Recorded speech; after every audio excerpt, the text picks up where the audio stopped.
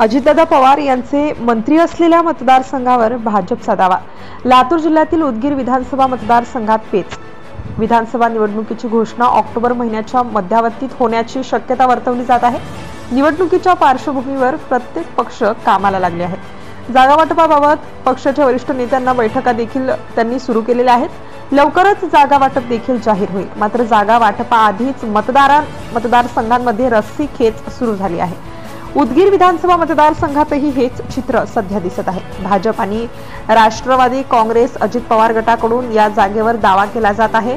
आगामी विधानसभा भारत विकसित संकल्प यात्रेतून दिलीप कुमार गायकवाड हे उदगीर विधानसभेमध्ये झंझावात दौरा करत आहेत। मोदी सरकारने केलेल्या विकास कामाचा लेखाजोखा ते जनतेसमोर मांडत आहेत।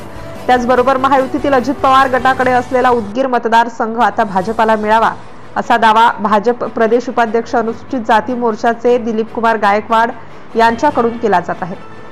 सध्या भाजपकडे औसा निलंगा हे मतदारसंघ आहेत, तर महायुतीतील अजित पवार गटाकडे उदगीर आणि अहमदपूर मतदारसंघ आहेत। मात्र आता उदगीर मतदारसंघात विद्यमान मंत्री संजय बनसोडे यांच्या विरोधात भाजप कार्यकर्त्यांनी आता बंड पुकारले आहे।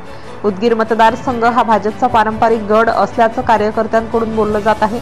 आगामी काळात उदगीर विधानसभा ही भाजपला नाही सुटल्यास नोटाला मतदान करण्याचा इशारा सुद्धा भाजप कार्यकर्त्यांकडून देण्यात आलेला आहे। विधानसभेच्या निवडणुकीच्या अनुषंगाने भाजपने केलेल्या 5 वर्षातील कामाचा लेखाजोखा जनतेसमोर मांडण्याचा सपाटा सध्या भाजप कार्यकर्त्यांकडून सुरू आहे।